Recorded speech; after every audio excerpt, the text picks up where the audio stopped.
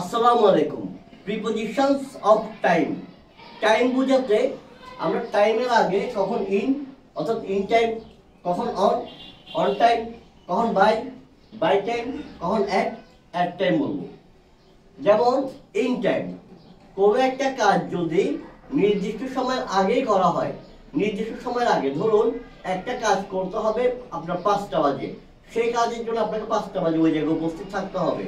আপনার উপস্থিত থাকা উচিত 5টায়, কিন্তু আপনি তার আগে 4:30, 4:40 পৌঁছে গেলেন, অনেকটা সময় আগে। সেক্ষেত্রে আপনি ব্যবহার করতে পারেন in time. I will reach the station in time. ধরুন আমার ট্রেন হচ্ছে 5টা বাজে, আমি ইন টাইম পৌঁছে যাব, মানে 4:30, 4:40 আমি পৌঁছে যাব, কিংবা 4:45 পৌঁছে যাব, অর্থাৎ নির্দিষ্ট সময়ের আগে। আগে বলতে বেশ খানিকটা সময় আগে।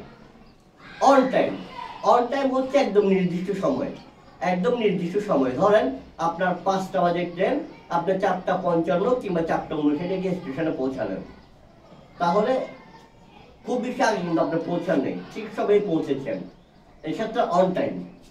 She always reaches the office on time, অর্থাৎ ধরুন তার অফিস সকাল 9টায়, সে 8:55 কিংবা বরাবর 9টা বাজেই কি অফিসে উপস্থিত হয়, অর্থাৎ একদম নির্দিষ্ট সময় কিংবা তার অল্প একটু আগে, অল্প একটু আগে, কয়েক মিনিট, হাতে গোনা কয়েক মিনিট আগে, অর্থাৎ সঠিক সময়ে সে পৌঁছায়, সে দেরি করে না। তাহলে ইন টাইম আর অন টাইমের মধ্যে মূল পার্থক্যটা কি? ইন টাইম হচ্ছে নির্দিষ্ট সময়ের বেশ খানিকটা আগে, আর অন টাইম হচ্ছে নির্দিষ্ট সময় কিংবা তার মাত্র কয়েক মুহূর্ত আগে। বাই টাইম, বাই টাইম হচ্ছে যখন আপনাকে একটা কাজ কোন একটা সময়ের মধ্যে করতে হবে, কোন একটা সময়ের মধ্যে করতে হবে। যেমন I need to send an email by 5 o'clock। I need to send an email by 5 o'clock।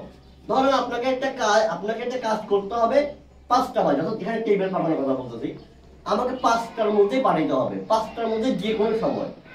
এটা 5টা বাজে হতে পারে, 4:59 হতে পারে, অর্থাৎ কোন একটা সময়ের মধ্যে আমাকে একটা কাজ করতে হবে।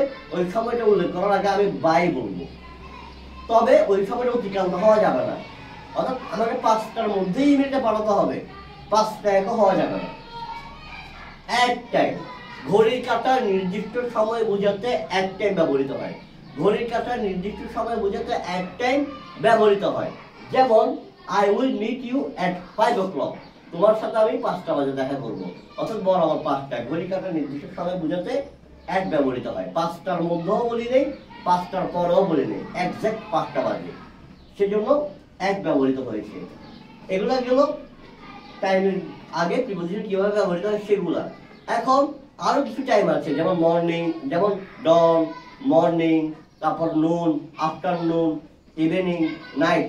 এগুলো আগে কোনটার কি প্রিপজিশন বসে, অর্থাৎ দিনের বিভিন্ন সময়, ডন, মর্নিং, নুন, আফটারনুন, ডাস্ক, ইভিনিং, নাইট, এগুলো কোনটার আগে কোন প্রিপজিশন বসে সেটা নিয়ে আমার চ্যানেলে এর আগেও ভিডিও আপলোড করা আছে ইউটিউব চ্যানেলে, চাইলে দেখে নিতে পারেন। এই সম্পর্কে আর নতুন করে বলবো আমরা, যেহেতু আগে ভিডিও করা আছে, এগুলো সম্পর্কে আগে বলার ছিল না, সেই জন্য আজকে আবার একটা ভিডিও করলাম। ধন্যবাদ, আসসালামু আলাইকুম।